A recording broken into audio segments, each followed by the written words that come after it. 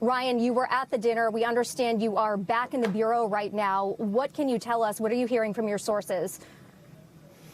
Well, Jessica, first let me give you a sense of what it was like in the room. I was sitting about 20 feet back from the dais. I was sitting next to the Majority Whip, Tom Emmer, who is the third-ranking member of the House of Representatives. So he had a security detail that was very close to him throughout the entire night.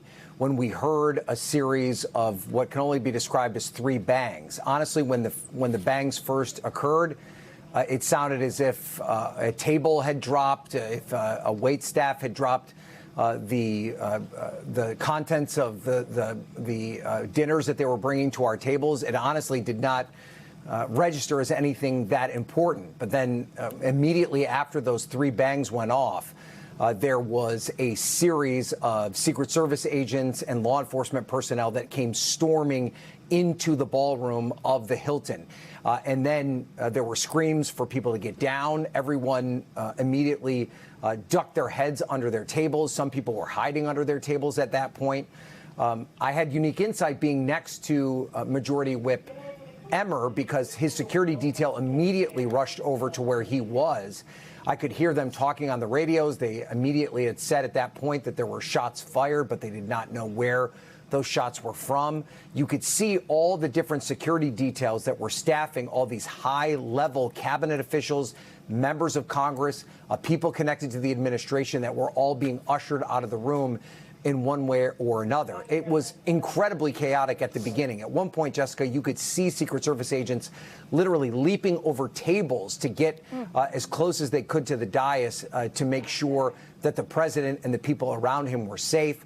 The president was immediately ushered off the stage, as we've seen video that reflects that.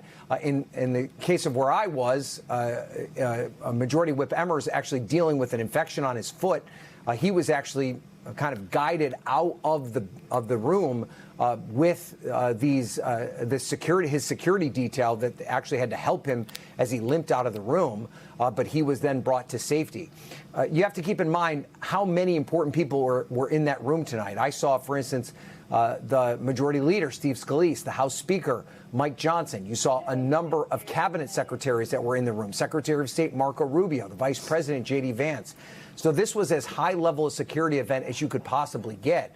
And so the volume of security personnel that were in that room and reacting in real time was remarkable. And the other thing I should also point out was that there were multiple layers of security to get to the point where you would be in that ballroom. First of all, you had to show your ticket.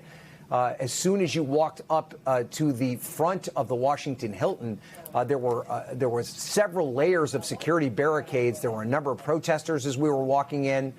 You had to show your ticket at every stage of that process before they physically let you into the building.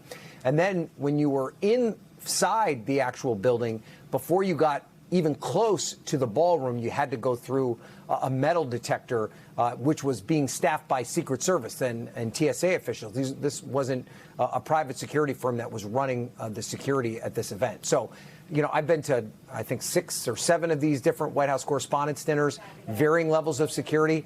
Obviously, this is not something that President Trump has ever been to before. So the fact that he was here tonight, he's been the subject of an assassination attempt before, multiple assassination attempts. The security was as high a level as we have ever seen. And from what we understand from Tom's reporting and from other people that actually witnessed the actual shooting, it never got to the point where the president's life was in danger, anybody in that room's life was in danger. But it was incredibly chaotic throughout that period of time. There was an information gap. No one really understood where the shots were coming from.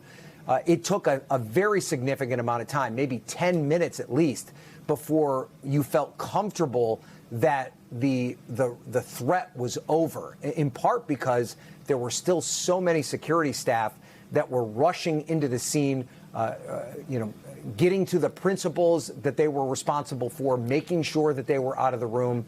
And then there was also kind of a chaotic misunderstanding as to whether or not they wanted everybody to stay in the room or whether or not they wanted everyone to evacuate. And even that wasn't 100% clear. So I immediately left the room, decided to make my way here to make sure that we had somebody here that could report on it from this perspective.